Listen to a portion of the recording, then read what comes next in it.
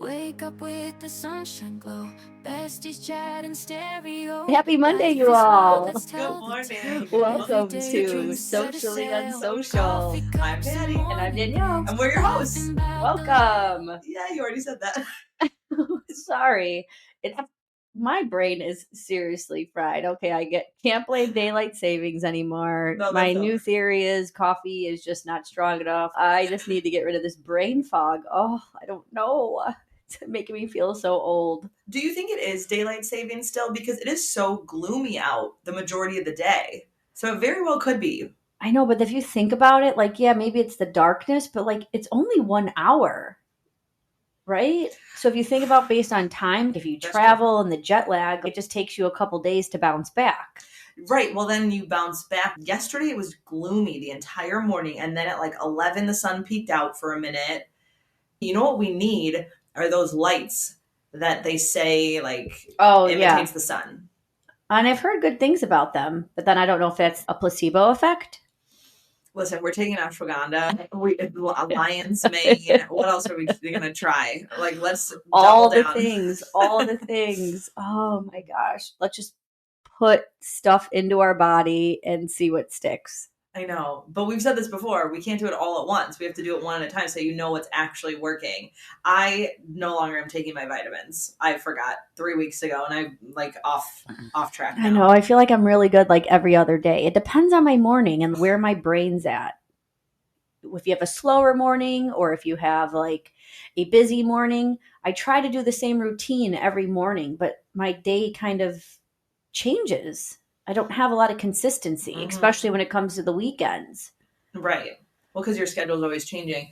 I did hear you have to do the things that you want to do based off what you want to do and not based off of your mood that day. So I wake up and I'm like, all right, I'm busy or I'm this or I'm that. Or, hey, I have some time this morning, so I'm going to chill and be lazy. Either way, you have to make a point to do your routine. I know. I feel like if I had really realistically one wish besides like $1 million or $1 zillion or whatever would be that I could just wake up at like 5:30, 6 a.m. in the morning and just feel amazing and refreshed. And that like, I'm like, all right, let's get up. Let's go take our vitamins. Let's go work out. Let's do all those things and just feel amazing. I think that living in the Midwest kind of hinders that because I feel that way when I'm like in sunshine, warm weather. Yeah. And then also I feel like sharing a room with someone. With your husband?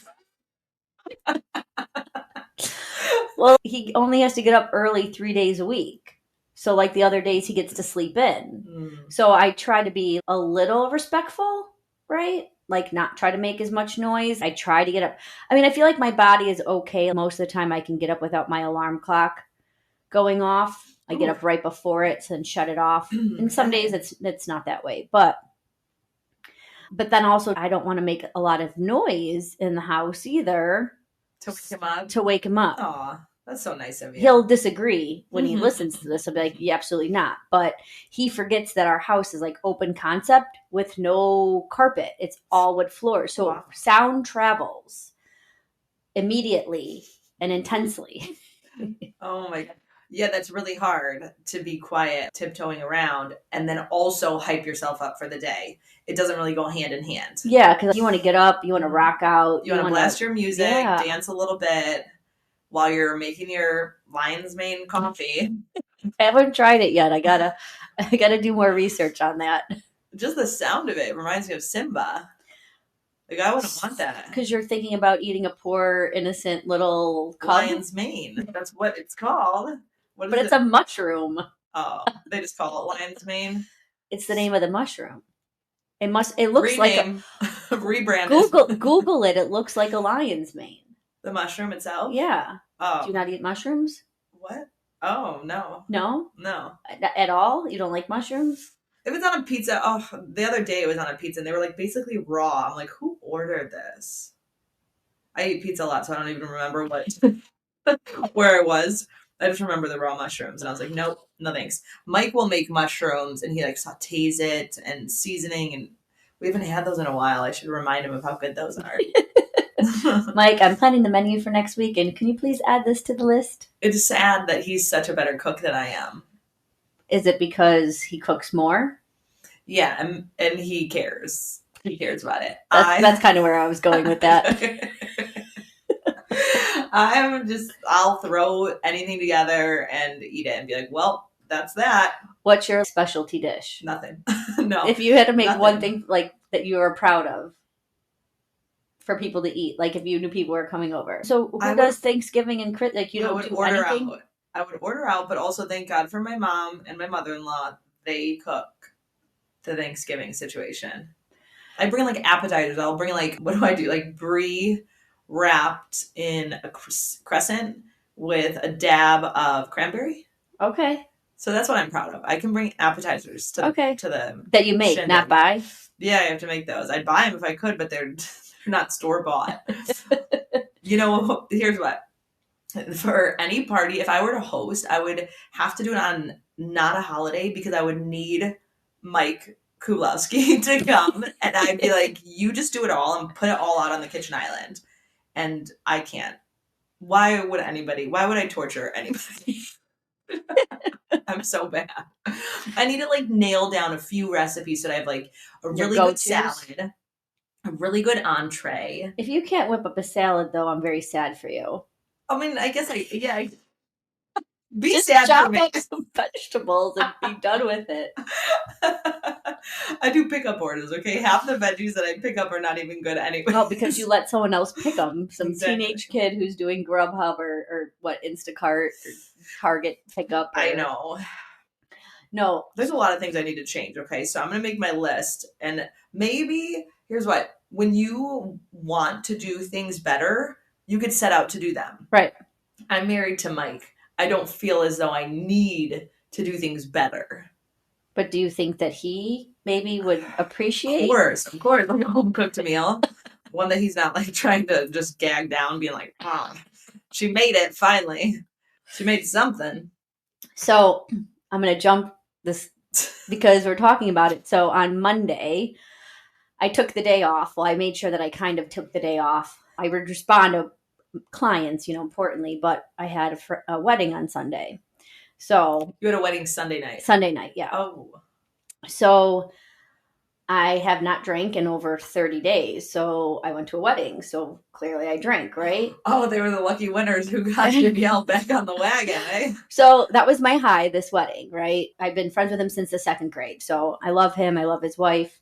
It was a beautiful wedding. It was at the Chicago Winery. So when we got there, I was like, oh, I really wasn't like kind of like needing to drink, right? But then they hand you a glass of wine when you walk in and you're at a winery. You're like, okay. So I drank. And I feel like I didn't overly drink for like what I normally would drink at a wedding. Nothing like out of control. I remember, pretty much the whole entire night. Okay. But the next day, I freaking woke up and had a headache and felt like absolute garbage. Mm-hmm. And old me would be like right away would need like grease, would need my go-to hangover food, but nothing. I was like almost like wanting to throw up. I felt so nauseous. Oh no. So, but finally later that afternoon, I was like, okay, I need something. And I'm like, Portillo's, burger, cheese fries, always. And Jay was like, do you want me to go pick it up? And I'm like, if you want to, if not, I'll just order Grubhub. Well, he didn't jump off the couch running to go do it. So I was like, F it, I'm going to order Grubhub. Mm-hmm. How do people daily and weekly order Grubhub? Because by the time we were done ordering with delivery, coming to our door, I think I almost spent $60 or $70 for 2 burgers. No. He ordered a double burger. I got a regular burger, 2 cheese fries. And then it gets delivered, and it's like the guy was driving around in his car for 45 minutes because our fries were a soggy, gross mess that we had to throw back in the air fryer. Thank God you have an air fryer. Yes. That's really disappointing, and that's horrible. Like, there's nothing worse than now you're pissed, right? You spent all this money. It came back shitty. Didn't taste good. Now you're like, now even more pissed at myself that I overdrank, that I was hungover, that I needed this, that I couldn't even get in the car to drive there myself. Oh, that really seems... I have never done... I'll do delivery through, like, the actual restaurant. I have never done a Grubhub, a DoorDash, Uber Eats. Yeah, they just tack on so many fees. I've never, And then by the time you're done, you don't even realize it. And you're like, holy shit, after you hit deliver. You know what that also reminds me of? When I order things online and then I see that the shipping is like $7.95. I'm like, well, nope, don't need it. Not going to do it. Or you're the person that puts one more thing in the cart so that way it's free shipping. Like, well, I don't want to pay the $7, but I'll buy this $30 shirt to make for free shipping. Depending on what it is, yes, absolutely. So I guess depending on your mood that day, what kind of day is it? Is it an add more to cart, or is it a clear the cart, not paying shipping? They're not going to get me. They think they're pulling a fast one. Mm-hmm. I'll show them. Mm-hmm. It's funny because with my job, when I'm working with the lenders and we're trying to like, go cut through people's like financials and stuff like that, that's one of the biggest things the lenders will say, like how many people's financials they'll go through and they'll just be like, holy crap, you don't even understand the amount of money these people spend on like food and deliveries and all this stuff. And I'm like, that's the world we live in. We are so lazy. We can't even, like, there are people that live across the street from places that get delivered. I hear them talk on the radio all the time. Like, you live across the street from Chipotle, but yet you order DoorDash for them to walk it across the street. Wow, that's funny.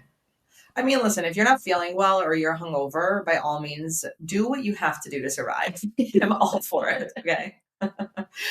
Other than that, get up, move a little. Move a little. You're going to be fine. Oh, yeah. No, everyone deserves their day, right? Mm-hmm. But I'm just like, I was trying to like go back and cancel that order, and I was going to ship Jay down to Portillo's to go get it because I was like, you got to be kidding me.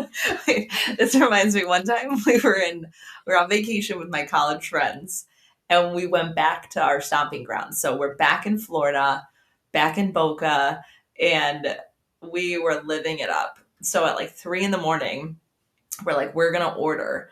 I had never done Uber Eats. Oh my God. So 3 a.m, we're all in the like lounge area of the hotel, and I'm trying to do Uber Eats, and Mike's trying to do Uber Eats, and my other friend's trying to do it. I ended up not even placing the order, but I ended up somehow applying to be a driver. What? The actual, how drunk were you? That was in my prime, okay?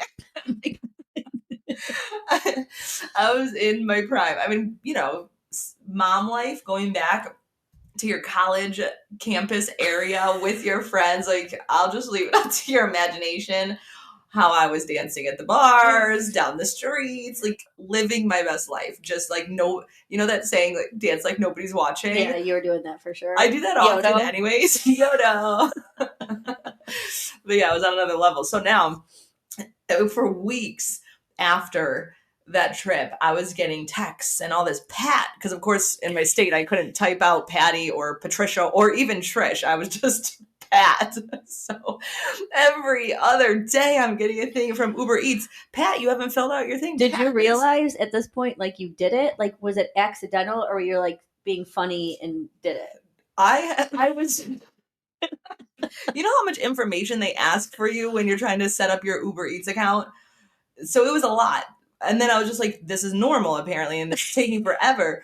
But the best part was that somebody else, not to name any names, but the other person that actually did order the Uber Eats ordered it to a different place in Florida, to the place that we were the year before in Florida. Oh. So I'm trying to be a driver. They're delivering to some other hotel. Eventually we got our food. And I think that they even reimbursed us for like the wrong hotel trip. Oh, really? Yeah, I don't think that we had to pay for it. That was good, because that was your fault. You didn't change the location. Of course. And we probably got like a 50-count nugget or whatever we got, Oh my gosh. That reminds me of I was doing an open house, and they had already moved out. And then all of a sudden, as I'm doing the open house, the Grubhub delivery guy, DoorDash guy, comes and drops off McDonald's. And I'm thinking, I didn't order McDonald's, And I was like, hey, I think you have, like, here, don't, like, take this. I think you got the wrong address. I don't want someone to be, like, waiting for this McDonald's, And he's like, oh, okay. Then 5 minutes later, my client texts, he's like, I just sent you some breakfast from McDonald's. And the guy took it? Yeah, and I was like, oh, thank you. I said, so I thought it was an accident and they brought it to the wrong house. So I sent it back with the guy.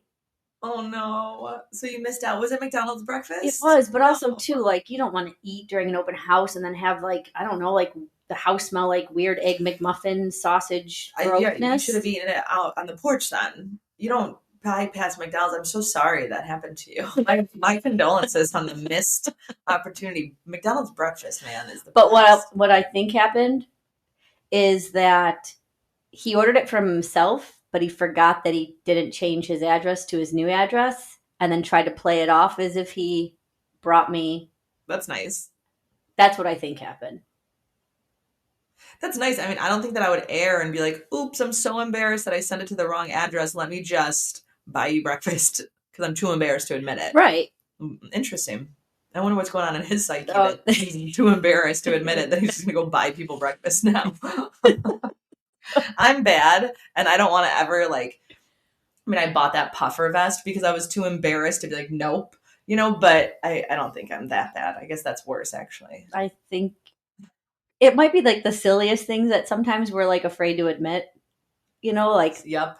Like, oh my God, like this is so stupid that if I say it, like I can't even say it without laughing at myself, let alone let somebody else laugh at me for it. Oh wait, like earlier today when I said that I bought somebody a white pear and you go, a white pear of what? Like, no, like the fruit, a white pear. Okay, in my defense, I think 9 out of 10 people would have been like, a pear of what? Okay, we yes, were if you didn't talking know about ceramic fruit. You would have been like, okay, so I saw these like really purpley glass grapes and they were so cool and it would so go cool with my white pear. You wouldn't say white pear of what? Yeah. That makes sense. All about context. It is. I just felt like it was so random. Mm-hmm. Like it came out of nowhere. Well, the entire phone call that I got came out of nowhere, so then I just had to tell you the whole story about the white pear and why it's so important. See, context. Seriously. And what is the know your audience? Know your audience. Very important. And tone, like text message tone, yeah. Mm-hmm. Like stuff that we've learned over the almighty years. That is the one thing. Do you remember life before texting? Like when you actually had to have the conversations or you would pass actual notes. Or when we first got married, I would leave notes throughout the house. Like if I was leaving earlier than him, I'd leave a note by the coffee machine or this or that. We don't really do that anymore because I can just shoot him a text. Love you. Good morning. Right.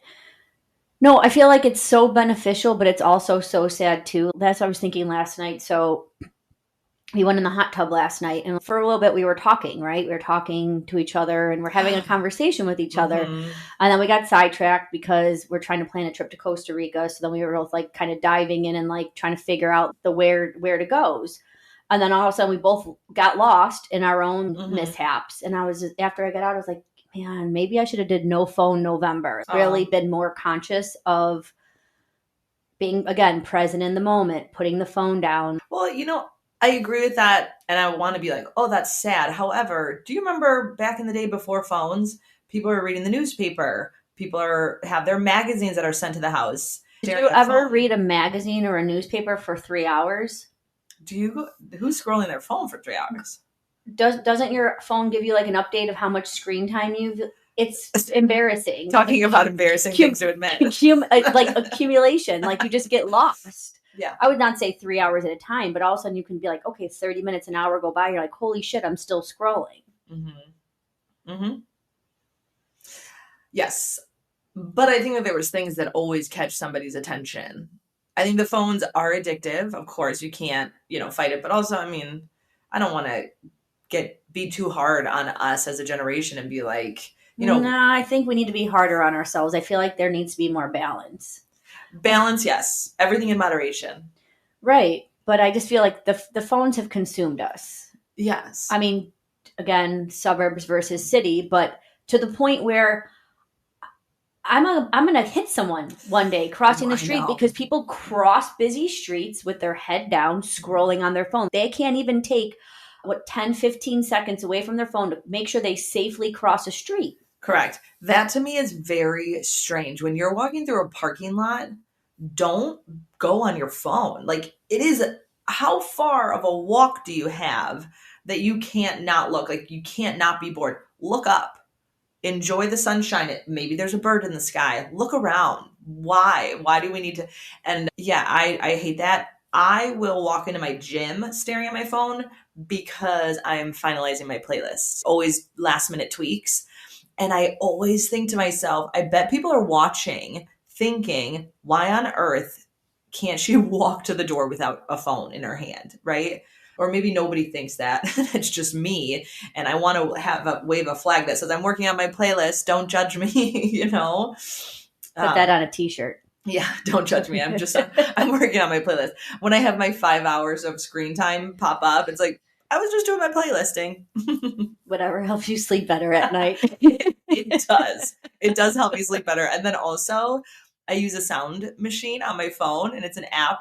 So a lot of the times throughout the day, I have that just going, and I'm like, yeah, that counts. But is that considered screen time? Because I think, don't they watch, like, I think it's your face into the screen. So I can't blame my sound machine anymore? Shoot. Maybe we do have a problem. Well, I feel like it goes back to etiquette. But it's also fitting your agenda, right? Like, what's good for the goose is good for the gander. Mm-hmm. When it's okay for it not to be a problem, it's not a problem. But when it is a problem, it is a problem. Yeah. Kind of like manipulative society, Ooh. Almost. Mm-hmm. I feel like I encounter that a lot with my husband. Yeah. Put me in a mood on the way here today. Oh, he did? Oh, yeah. Oh, lucky you, Jay. Here we go. Buckle up. So sometimes I feel like I'm a child. He calls me and he's like, what did you do to the garage? I'm like, I didn't do anything to the garage. I went in, I opened the door because we have a detached garage. I put the stuff back in my trunk, and I got in the car and I drove away. No, you did something because you closed the garage, but it didn't stay closed. So you did something to the sensor. I said, I didn't even go near the sensor. I stayed on my side. I did not do anything. Well, you did something. I fixed it. It's fine. Oh, I love that. I don't know if we got disconnected or if he hung up on me. So I'm thinking, you MFer. Because 2 weeks ago, he decided he wanted to make ghost pepper honey. And he put it in the crock pot thing and went to take a shower. Well, it overboiled and honey everywhere. There's worse problems. So it took me you know how hard it is to get honey off of a countertop and wood floors is? It took me that bad? It was so bad. It took me 2 days. I had to not only mop, but hands and knees mop, scrub, all the things, try all the things. Why is that you just took it upon yourself to clean his mess? Or if you want something done right, you do it yourself. So I didn't give him shit. You and Mike are so similar. Jokingly gave him shit, but I didn't berate him for 3 days. Like, oh, you dumbass, why would you boil that and then walk away from it? Because God forbid I did that. He breaks a glass and is like, oh yeah, I broke a glass last night. Yeah, I tried to clean it up. I'm like, well, you didn't because I have a piece of glass in my foot. But if I did, he's like, you're so clumsy. Just pay attention. Just slow down a little. And I'm like, okay, Dad. He's been waiting for you to mess up something. He couldn't wait. He's like, oh, I think the garage sensor's finally messed up. I could blame this on Danielle and really drive that one home. Because it's like, you probably just you're not as clumsy. So then when you are, he's like, yes. No, I'm very clumsy. And he uses it against me. All the time? I ran into our screen. Speaking of embarrassing things that you do not want to admit. This is... I wish it was on camera watching. I really wish it was too. To the screen. And it happened twice in 2 days almost. I think it was 2 days because... You know how when it's nice out, you have the screen and then you have your glass. Sure. So, but I was still used to it not being nice out so that I didn't think the screen was there. And every time I leave the house, I'm like bad out of hell. I have my coffee cup, my water cup, my purse, my backpack, my lunch bag. I have all the things. So I was just barreling to get out and I ran into the screen, bounced back, and it became crooked. And I was like, oh my God, he is going to fucking kill me. He's going to kill me. He's upstairs. But now I'm just laughing at myself. I can't stop laughing. So I go upstairs. I'm like, I'm so sorry. He's like, what did you do? And I was like, I ran into the screen and now it's bent and I can't open it. I need your help. So he comes downstairs. He's not very happy about it. He bends it back in place, gets it to close. Did the same thing the next day. And he's like, what the? I do not want to replace this screen. So it's pretty jacked up still. Oh, no. That is amazing. How do you not see the screen? Is it like a brand new screen that's like No, invisible? like I just feel like I'm just like in the zone. Like I'm just, grabbing all my stuff and I'm just running. You are so ready for the day. That's impressive. Similar kind of, but in a kind of different way. Our dog once ran through the screen door. And we laugh about it all the time. But she was a Rottweiler. Rest in peace, Misha. She's such a big dog. And she barreled through, kind of like you, I guess, but there was a squirrel on the other side. So she's like really gung ho. She tore that screen off. And then the screen was bent, or the whole frame of it was bent. Screen's gone. We no longer had a screen door. That was the end of that. Oh, the things we do. I'm really surprised I've never broken many bones or in body cast. I fall up the stairs quite often.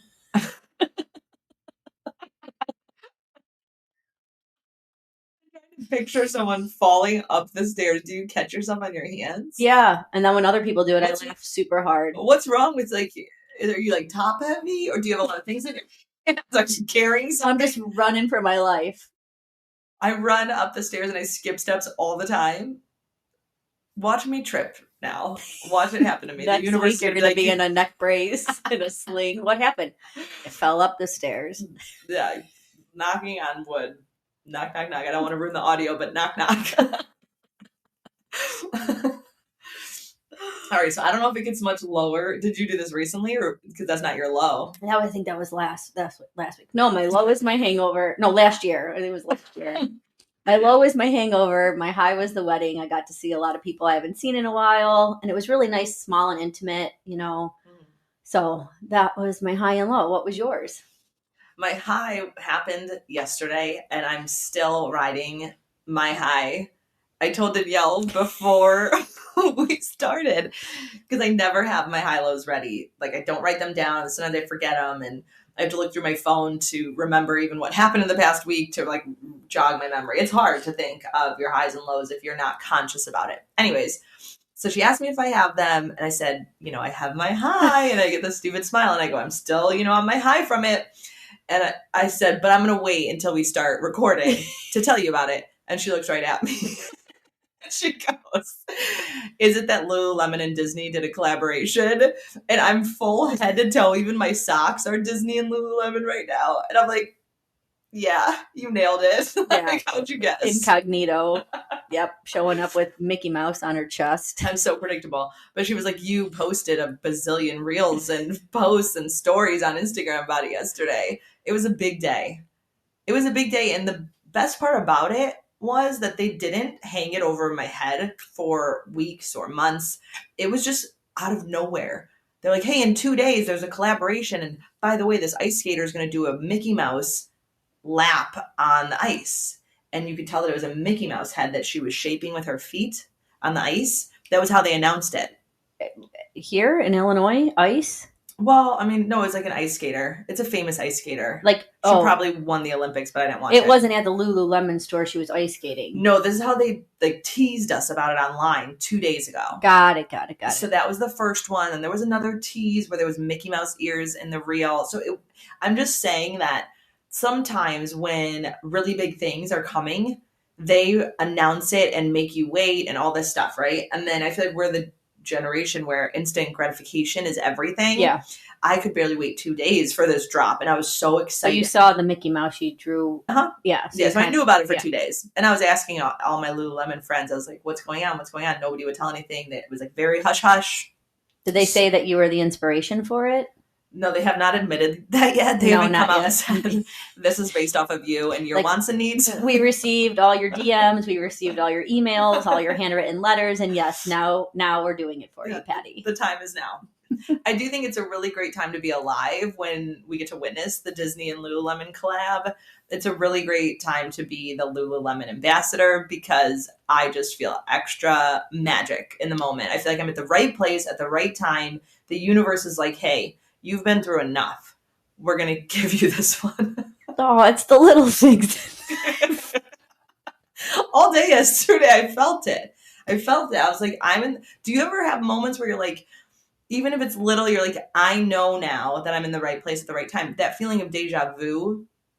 Have you ever had deja vu? Yeah, that's weird because Sometimes when I experience that, I'm like, whoa, because I know now that this was predestined for me when I have that moment of deja vu. Like, oh, I feel like I've been here before. No, you haven't, but like it was just destined for you. Well, I also think it's kind of not strange, maybe not even coincidental. There's another word I'm looking for. It'll come to me. But like, how long has Lululemon been around? Thank you. So now yep, go on. And then you've been an ambassador for how long? Couple months. And you are obsessed with Disney? 100%. And then this happens now? Thank you. Okay. Yeah. See, I'm not crazy. Like it's meant weird. to be. Like, again, I really think you had a hand in it. I did not. I'm just so happy that apparently a lot of people stay active and love Lululemon and also love Disney. I went to Disney, a couple weeks ago, and I wore. Did you? And I haven't even posted all my pictures, and I haven't even posted all my reels. Oh shit! It's like Christmas. I have the cutest reel of like kids, and oh god, it's so making reels. I think because you and I both, for a brief moment, I went to Columbia too, and that artsy side, Instagram really allows you to do your video editing that I loved so much in college, and to kind of get that creative outlet. Because some people would be like, oh, they're posting another reel and they're doing this, but it's like, no, you don't understand. For people that enjoy that, it brings out something, in you. It kind of fills your cup and fuels you. Right. Because it's that creative outlet. So some people paint. I mean, I put videos to songs every now and then. And it's okay. You do you. That makes you happy. If I say it's social media, you want to bitch and complain about it, then scroll past it, block them, defriend them. Seriously. Let everyone just do them. It's their outlet. Yeah.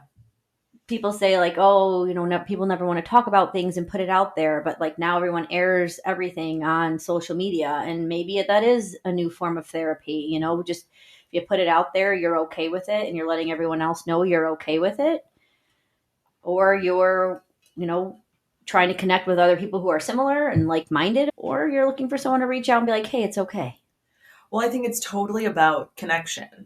100%. When people post things, it's because, and I mean, of course, they make you feel like it's about the likes and the comments, but deeper than that, it's just a need for connection. Yeah, the other day it said, social media has taught you that 15 likes aren't good enough, but if 15 people came up to you in a day and said, I like you, that would just mean the world to anyone. Mm-hmm. So it's so insane where we've gone. I honestly quoted that to my kids last week. Yeah? Because I saw it, and they have a YouTube channel. They do this game, Brawl Stars. I'm sure moms of young boys, if you're listening, you know exactly what I'm talking about. Anyways, they have this YouTube channel, and Theodore at one point was like, oh, Mom, I lost a subscriber. I said, well, how many do you have? 150 something. And I said, so I said that to him. I'm like, if 150 people came up to you at school and said like, high five, I love your shirt, or high five, that was a great goal, or whatever, that would mean so much. And it's so sad that we've been accustomed to that's not enough. 15 likes isn't enough, this and that, but it's all a learning curve. I think, as long as the first step is admitting that you have a problem. So the first step is acknowledging and hearing that quote and being like, yeah, what? And then that way that can be at the forefront of your mind and you can move past it. Well, I feel like we all do that. We focus on the negative and we don't focus on the good. Yeah, absolutely. So my low. Yeah, speaking of focusing on the bad. Here's the thing. I can't think of one. That's a good thing. Yeah. Or you're just don't want to share it. Or I'm just in denial. in absolute denial. The low is too low. I can't go there. Her high is so high that she cannot even mention the low because it'll just put a wrecking ball into her whole plan. Yeah, no, last week there was a low, that I can't shake, just this ongoing problem. And when things are going wrong and it just brings you down, and you can either go a little crazy, you can, go and have a drink out with your friends or, whatever you do to like let loose. So my husband was working. So my kids and I blasted my new favorite song and just danced in the kitchen. And that is what we did. So even though I was feeling very low that day, but it's one of those things where it's like you just need to zone in and figure out how are you going, admit that you have the problem, admit that it's not okay, admit that you're upset. But then what? Then what? What are you going to do about it? How do you move through it? Smile at yourself in the mirror. That would not work for me. They say that. Just go in the mirror and smile at yourself a few times. And Who says that? They say. I've never. They say that's how you could turn your mood around. If you're ever like in a bad mood or feeling down, just go in the bathroom, stare in the mirror, and just smile at yourself a few times. And then it's just, I think maybe because you look so ridiculous that how could you not turn yourself? Okay. So I feel like if I'm not feeling, try it next time. I almost tried it. I was kind of in a mood before the wedding on Sunday, and I was trying to be. Because then I also had a terrible Uber driver. No. How dare they? I feel like he needed new brakes. He needed new shocks. His car smelled like food. Nope. And like you're going to a wedding and you're like, why? Like I think that the Uber gods hate me. Well, now they do. Yeah, you don't have 5 stars. So at this point, you're out. They can give me a 3-star. Just give me a good goddamn Uber driver. I'm so sorry because I know that means a lot to you. It does. And it sets you up. He didn't talk. It was so hot in there. And I'm never hot. And I'm sweating. Jay's sweating. We're melting. And I was like, just get me there. Just get me there. Oh, no. I'm like, I don't want to feel nauseous. I don't want to throw up. I don't want to sweat to death. I don't want to smell like food now? Yeah. Gross. Yeah. No, thank you. That's so unfortunate. I guess that was part of it. That could have been a low, too. Yeah. Well, you've already used Uber, so if I can't use football as my high anymore, flag football, not the NFL. I can't use that as my high for 18 weeks in a row. No, I just figured I'd throw an Uber. It's been a couple weeks since I talked about my Uber rides. But it's funny because remember how last week I was like, like wedding etiquette and like matching and all the things. So I was telling Patti that I was like in between a couple of dresses and I didn't know. And then my friend who was getting married was like, oh, have fun with it. And I'm like, what does he mean by have fun with it? So then I go back to the website, because now everyone has a website for their wedding, like trying to read the details. And it's like formal wear, black tie, headdresses on and like get into it. I'm like, okay, well, he's very artsy. He's in a band. So of course I'm like, all right. And then I'm like, all right, black tie, tuxedos maybe means longer gowns, right? So I'm talking to my mom and I'm like, right? Like I should wear a longer dress, not like a short dress or a 3, I'm like, oh my God, I don't want to be the person that's like underdressed, right? Sure. And then I'm like, oh, I remember his save the date was navy and gold. I'm like, so I'm guessing that's probably the bridesmaids colored dresses. And ooh. I'm like, maybe the tuxedos. So, all right, well now I'm not going to wear my navy dress. I'm going to go with this red long dress. Beautiful. Their dresses were red. They were red, but they were like maroon. Okay. But you were red. But I was red. So you clashed. I felt like I was the only one in bright red. So that's I feel like, is it just me? Maybe people can start including that on the invitations, like color scheme is bridesmaids will be in blue and tuxedos are brown.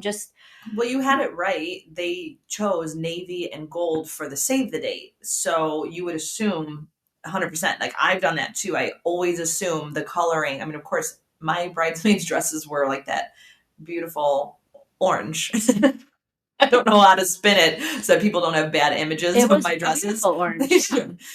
But then my save the date was also orange to kind of, nobody's coming to the wedding in orange other than my bridesmaids who are forced to. But if they were, I did have it on the save the date and it was included in the invitation. But does everyone think like that? It's not like, oh, these save the dates are cute and they're cheap and I'm going to send them out. It depends, I guess. It depends on how detail oriented they get. I would have assumed that it was the colors on the save the date. But then also too, you can't get mad at someone, right? Oh, like on their wedding day? Yeah, a bunch of them. They chose the wrong colors on the save the date. Horrible. Get mad. Get angry. No, not me, the bride. Let's say 3 people showed up in like orange, Like I would have I would have been like, thank you for like wearing orange. Yeah. Oh, you would have liked that. More orange, the better. Okay. You wouldn't be like, oh, are you doing this because I didn't ask you and now you're just trying to be a part of it? I know. That's always a fear. Like the weird, right? That is the silliest fear though. As a woman going to a wedding, it's okay to wear whatever color dress you want. And if you happen to match the colors of the wedding. Not any color. Well, not white. I don't know if anybody out there has witnessed it. We have firsthand about someone wearing white to a wedding. We don't like it. And someone got vocal with the guest. Pretty hilarious. Yeah, you will get yelled at. No, I would have assumed, the color scheme is the color scheme. Yeah, I guess we overthink everything. I know, yes. Yep. But lo and behold, I feel like just like anything, like more people are more casual in today's world than dressy, because even though it said like have fun with it, black tie, I feel like there were people a little bit more on the casual side. So then it made me feel like, holy shit, I'm overdressed. Because you wore a long So would you rather be overdressed or underdressed? I would always prefer to be overdressed, and I never am. Like if I get invited to a Christmas cocktail event or somebody's birthday, I always underdressed. So if it's in the summertime, I'm like, all right, I just need a couple summer dresses, heels or wedges, just go for it. And then if it's in the winter, it's like wear heels, whatever. I'd always rather be the one that's overdressed, because don't you feel awkward if you're in jeans or you're in flats and everybody's in these heels and they look so fabulous? Listen, we shouldn't care, okay? And I know we shouldn't. But we do. What would you rather be, over or underdressed? I mean, I feel like over is definitely a way to go, because they say you dress for the job you want, not the job you have. Yep.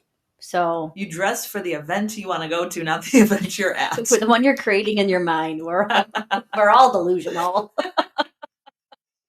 So here's the thing. If you ever tell anybody, have fun with, what did he say? Have fun with the attire? Yeah. Have fun with it. That's cute. I would have expected you to come with like, I don't know, something crazy. Yeah, headdresses and headpieces aren't my thing. No. I don't think I own it. I mean, a cowboy hat would have been my headdress. But not when it says black ties. So yeah, that's hard. Wait, do you remember for my birthday this year, I found this cowboy hat online, and it had like sparkly sequins in it. And I texted my friend and I was like, Brie, should I buy this cowboy hat? I said, and also, if the answer is yes, should I then go ahead and proceed to make this cowboy hat my entire personality for a minute and just like wear it all the time? That's how I feel like I know I'm almost 40, because when I was younger, I would have looked at almost 40-year-olds and been like, why is she wearing a cowboy hat every day for a week? But now I'm like, oh, this is my entire personality. This is so fun. This is so different. Well, I feel like the older you get, the less you care, or less you should care less. I always see the things like things you shouldn't wear when you're over 40 and things you shouldn't. Okay, I'm going to always wear jean shorts. So please tell me to stop wearing jean shorts. You can go shove it. Like I get there's like probably a length thing that you should probably abide by. But I really don't think that that's age. I feel like that's like health or No, I think if you're comfortable. Okay, I don't like short shorts in Disney World. Like if you're walking in ahead of me, and this has happened, Mike and I, yes, and I'm pushing, I say I'm pushing, I'm not pushing the stroller. Mike's pushing the stroller, okay? And I have young boys who then their eyesight, or even if it's young girls, their eyesight is staring at somebody whose shorts are too short. Go to the beach. Like go to the beach where you belong in shorter shorts. I don't like that.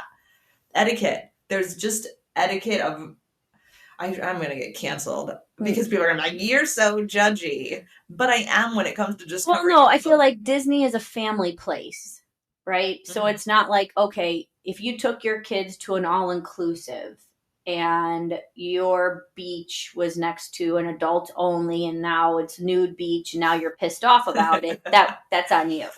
But when you're taking your kids to a family place, right, you kind of expect it. It's kind of like if you go to Applebee's or Olive Garden or Pizza Hut, like you expect kids to be there, right? But if you are going to a really nice steakhouse and spending $100, $150 a person and they're screaming children there, it's kind of like, ugh. You know what's funny? I went out to brunch last week and I took my 3 boys and we went with Brie. We sat down And there's a huge restaurant. It's kind of noisy. It's a brunch place. And then they have this wing with like 5 tables up front. But it's bright and the windows are beautiful. So, anyways, they guide us up there. There was a group of people leaving. So then we get sat and we're sitting down and we're ordering. And my kids are talking and we're just being goofy and silly. And they come and they sit, a mom and a dad and their like grown son who probably is in college or high school, and he looks miserable to even be with his parents, but whatever. They sit down and the mom keeps turning over staring at us. The next thing we know, the mom leaves and then comes back, and then they all leave. The mom went to the host stand to ask to be resat because they didn't want to be by me and the kids. What were you guys doing? So that was a low for sure. I was like, well. But were you guys being loud and obnoxious? No, just like we were living life. We were having brunch. We were speaking. And when they sat, they were very silent. So it's like, totally. Maybe I even said to Brie, I'm like, were they hungover? And she was like, no, I think Joseph's listening on your phone and the sirens are going off and it was annoying them. And I was like, yeah, I could see that. But like, I'm over here and I can barely hear the sirens, But again, I was like, maybe they're just like hungover. Maybe the son's hungover. Maybe the mom, is overstimulated or doesn't like kids anymore now that her's grown. And fair. I also need a break sometimes. Well, I can see both sides of it, but like brunch is always loud. It's not quiet. If you're hungover, don't go out to a restaurant and hear banging, clanging, all the things, because it's not going to end well for you. But also don't get Grubhub unless you know the driver, because that could also end up ruining your day with soggy fries. Maybe next time bring headphones for Joe. Dude, I don't even want him looking at my phone, but it's like survival mode. When you get to that point in the meal, survival mode for sure. I'm like, well, it's either have crabby kids when you're out to eat or just silence them. Yeah, I'm like, I don't understand it though, because I feel like I'm fun to sit and talk to. So I'm like, guys, come on. He's 4. I know. He don't care. No. And that's the thing too. It's hard. Going out to dinners for adults. Yes. You get to a certain age where you're like, okay, maybe some of the kids, the Benihana, the hibachi. Yeah, that place is cool. So pricey, but so cool. Whenever I try to like do something and be like, oh no, it's okay, the kids will be fine. And then I instantly have to regret it because they won't sit still. They're running around. You can't have a conversation. It's so loud and it's like, okay, we should have just stayed home and grilled. Like, well, that is the story of anybody who takes care of children. You plan these fun events and that is where you are tested, because in your mind, it's going to be a blast and you're going to do, you're going to go to whether it's a pumpkin patch or some Christmas event or a park district thing or a restaurant, God forbid, to get chocolate chip pancakes for the kids. And you go and then you're like, this is why we don't have nice things. Like, this is why we don't go out of the house, because we're not even there yet. And already I'm sweating profusely and I already regret my decisions. Oh my gosh. So you can challenge yourself and you can try to ace some chocolate chip pancakes. Oh, you know what? Maybe I'm not a bad cook. I did it this morning. Yeah, I've been doing my chocolate chip pancakes. Oh, okay. They scarf those puppies down. Okay. When I say I'm not a good cook, I obviously cook. I do the pasta. I do like pasta. Wait, do you cook pasta? Pancakes. Everything with a P? You can't put me on the spot. Pasta. Yes, I do cook for the kids, especially because Mike works. So obviously I'm in charge of meals, right? Fried eggs I can do. Breakfast is good. Breakfast, I'm golden. How many times a week do you have breakfast for dinner? Ooh, just maybe once. Oh, okay. Yeah. So I do cook, but I don't cook. I wouldn't say I'm a good cook. Like there's room for growth. I'll have to ask Mike. No. If I wish that I could find joy in cooking, I wish that would be something. What would you change if there was something that you wish that you could just actually care more about to make it? But if you don't care about it and it doesn't bring you joy, life's too short to do it. The only thing that came to my head, and I really don't care about this, but like, I wish I cared more about fantasy football. Why? Because Jay talks about it all the time, and I have to hear it on Sundays and on Thursdays and on Mondays. And I don't know if we've gotten to the point where he just now tells me because he knows that I don't give a shit. And so I'm just like, huh? And then every year I'm like, I need to find him a friend so he can talk fantasy football with because I don't care. And you're stuck listening. And I'm like, okay. And he gets really excited and like, it's like, oh. And then at the end of this league, I think he makes like, if he wins $200. Big whoop. It's not $2,000. It's not $2 million. It's $200. So it's not about the money. It's about how much fun he has doing it. Here's the thing. I'm impressed that he even bothers to tell you and share that part of his life with him, because a lot of married couples or friends say, I do this. If I know that Mike does not care about my cycle class or about anything, right? If I know that he doesn't care, at some point, do I just stop talking to him about it? And then I found myself, sometimes things will happen to him. He'll be like, oh, I didn't know about that. He doesn't care about it. But also, why didn't I tell him? Like, why didn't I just share that with him? So props to Jay for boring you with the fantasy football excitement. Because if it brings him joy, I wish that you cared about it too, for his sake. That's funny. Fake it till you make it. Good for you. Yeah. Aww. I'll have to dig deeper on that one too, or something. Yeah, of like what you wish you cared more about. Yeah, we can go in a whole topic of that if we have it. Yeah, I like to cook. It's therapeutic. I don't like to bake. It would be therapeutic to cook if Joseph wasn't at my feet and Michael wasn't like, can I stir it? And Theo wasn't like, Mom, can you get me a glass of milk? Like, right. No, right. If I'm home alone and I have zero children that's in my face, not the one thing you're going to go do. If you're home alone and your kids aren't home, you're going to go in the kitchen and make yourself a Thanksgiving Day meal? Nope, not a fat chance. No, of course not. So, you know what? I'm just not going to be cooking. Spaghetti and meatballs for everybody, for all time. What's something you wish you can cook? Nothing I could care. No. Cooking a turkey would be great. I grew up and I would always like watch my parents do it. It seems like a lot of work. So, do I care? Okay, but what's one thing you wish you could like perfect to make for dinner for your family on a random Monday? Chicken Parmesan. I wish I could do I love chicken parm. Okay. So if I could do that, or like steak tacos, shrimp tacos. I feel like those are all pretty easy. I think I'm hungry. You say they're easy. It's like that thing that you put off forever and ever and ever because you feel like it's going to take you forever to do it. And then you do it and you're like, that wasn't so bad. Well, that's chicken Parmesan, I think, is just labor intensive. Pounding out the chicken and then breading the chicken. See, that is where I fail. I don't set the meal up for success. I throw it together and think it's all going to work. Because I grew up with really good cooks in my household, my grandpa, my parents. I never had a bad meal, right? Like I grew up Italian, so it's just so good all the time. They made it look effortless. Shame on them. Because I'm not pounding chicken. I just throw it together and I'm like, I wonder why this chicken isn't, as yummy as I thought it'd be and juicy and perfect and whatever. But it could be a twofer. Pounding out the chicken. Aggression. Oh, needed.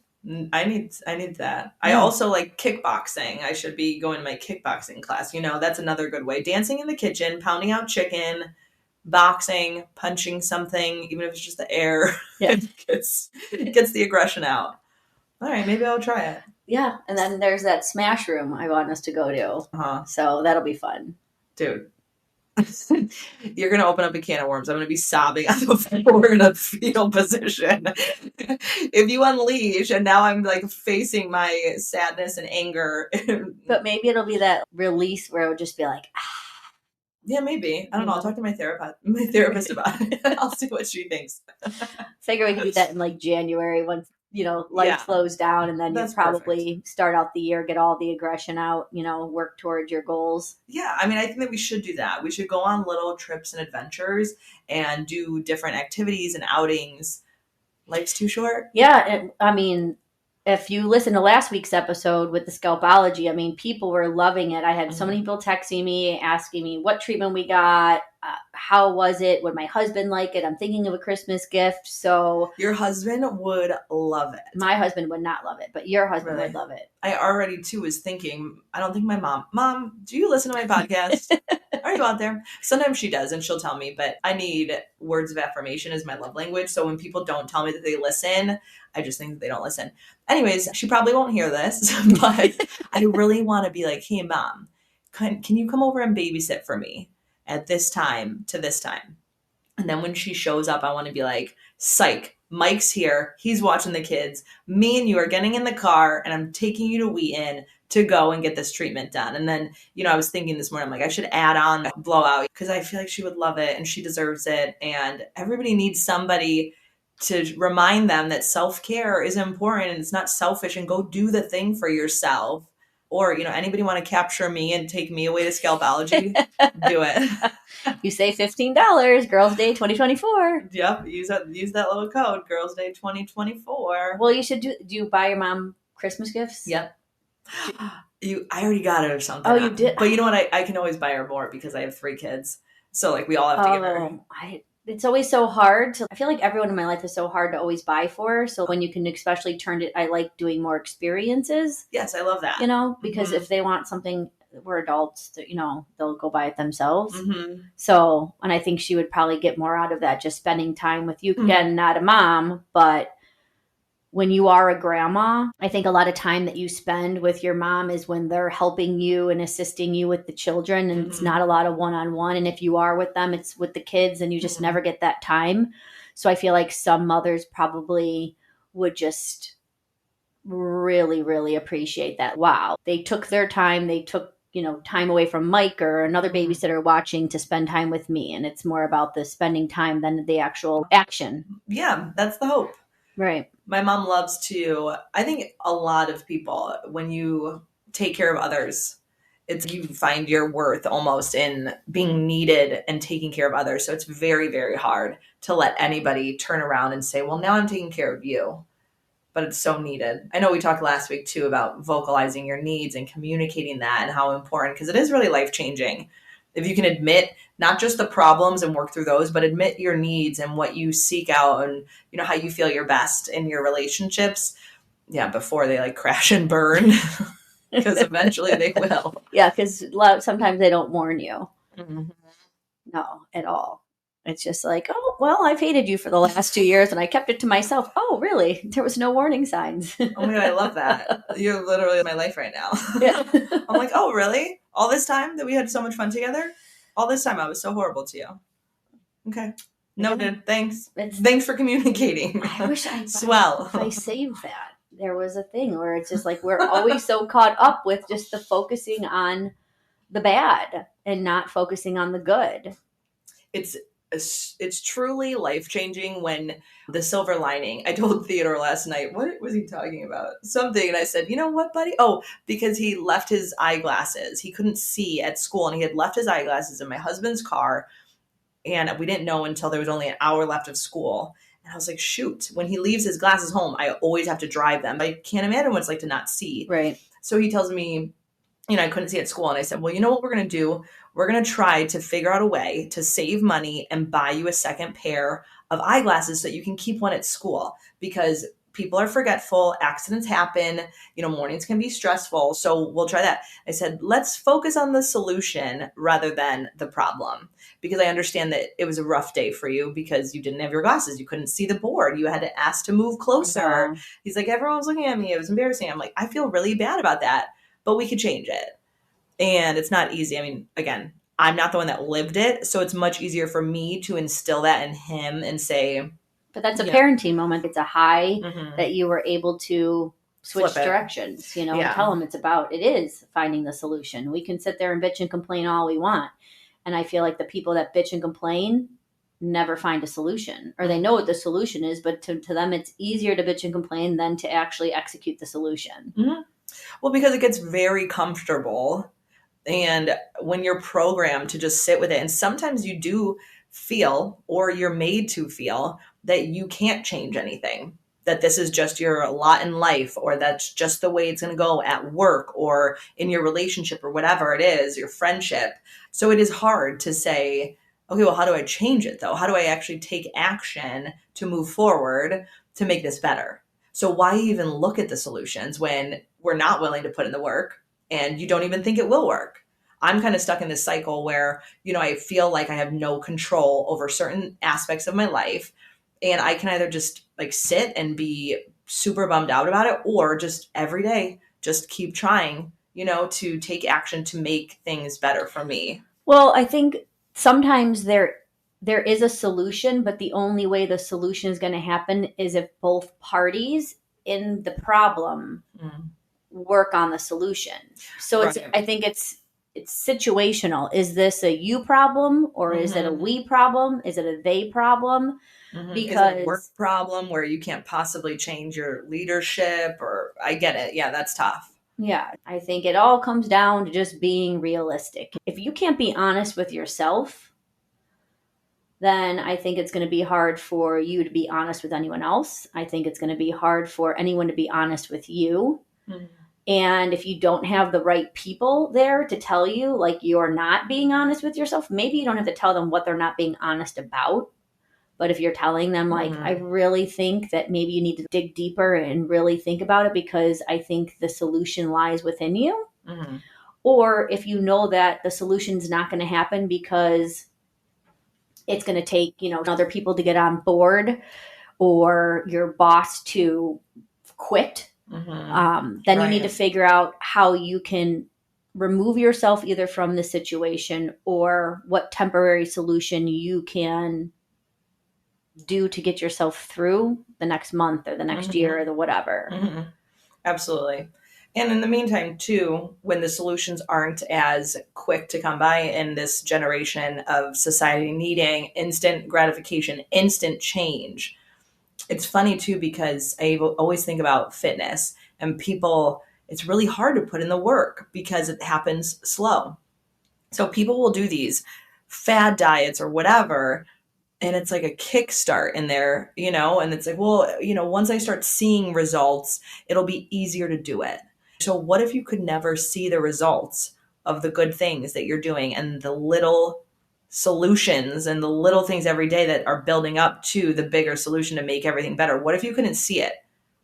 How long would you keep doing it? Because you don't see the end of the road. Yeah, so it's about seeing it, but it's also about feeling it. Like they say, like, God is present, love is present. These are things you can't see. My sister, she's been working out consistently, and she's like, oh, the needle on the scale is moving slowly. She's like, but I feel so much better. I feel more energetic. I feel less bloated. So it's, again, you're not seeing results, but you're feeling it. And so other people might not be able to see it, but also you radiate when you're feeling something. You can tell when someone's mad, they're radiating anger, and they're sad, they're emotional. Unless you're Taylor Swift, because she can do it with a broken heart. But yes, it's like your aura, your energy.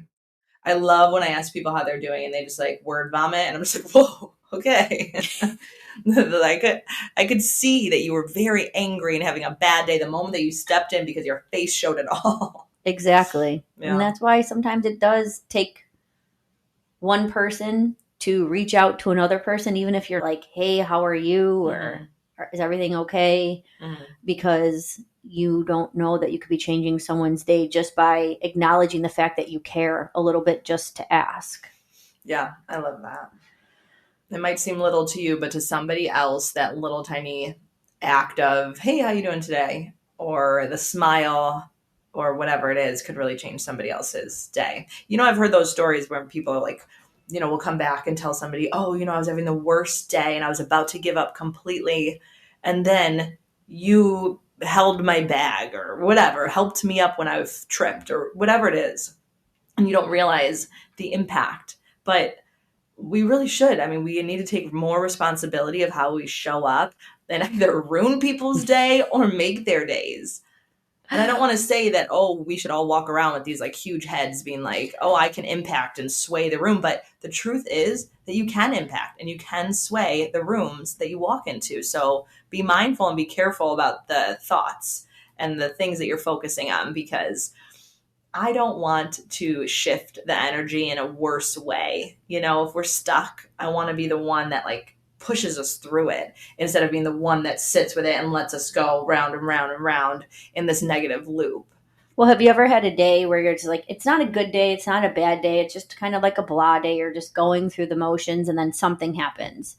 Someone calls you, someone texts you, just something so random, like a random person says a random thing, and you're like, oh my God, this just made my day. Oh, yeah. Like, Yep. I love those moments. I try to keep them close to my heart and then remember them, and then that's just like the same thing going back, I don't know, 5 episodes. If you're thinking about a person, even if it's someone you haven't seen or talked to in a really long time, just send them that text message because you might be able to turn their life completely upside down for that day. Maybe that's just the little thing that they needed. Absolutely.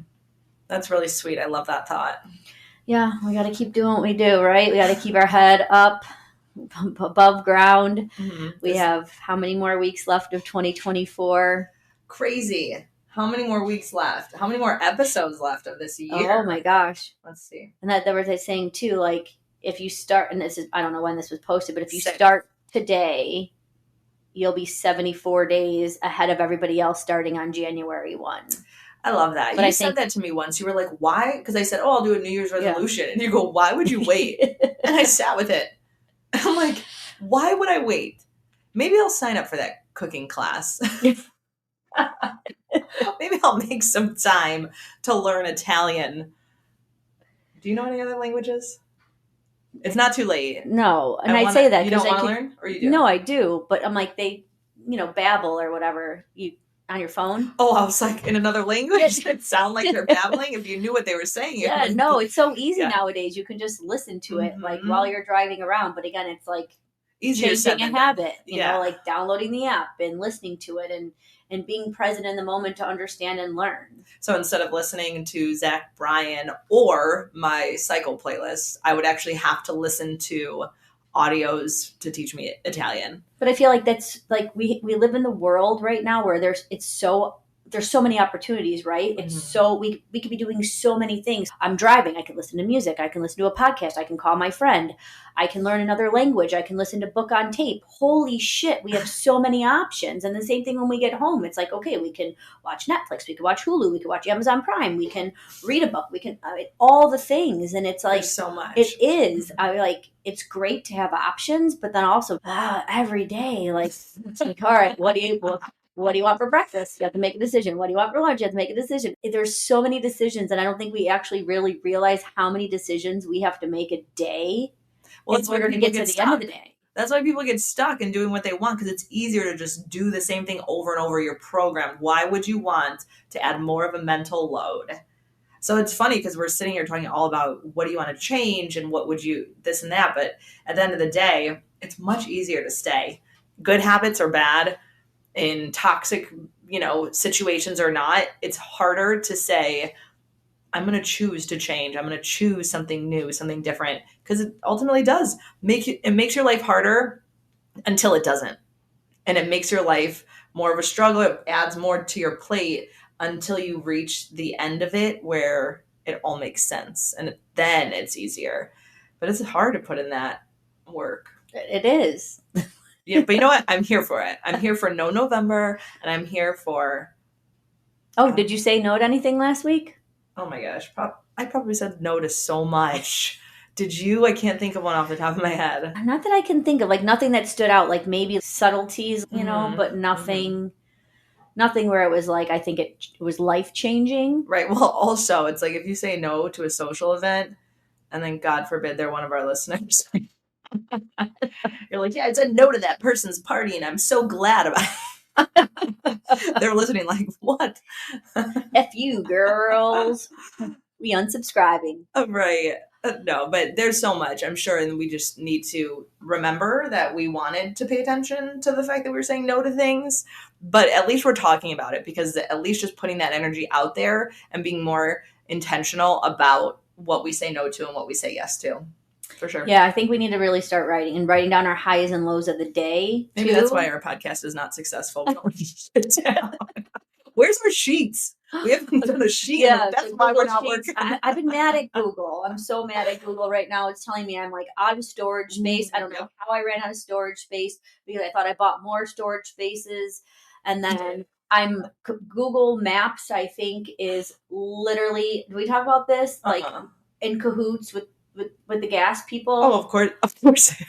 They they are taking you the longer ways because they want you to spend more money on gas. That is so funny because Mike has said for years now to use Waze. Don't use Google Maps or Apple Maps. That's the one. I hate Apple Maps.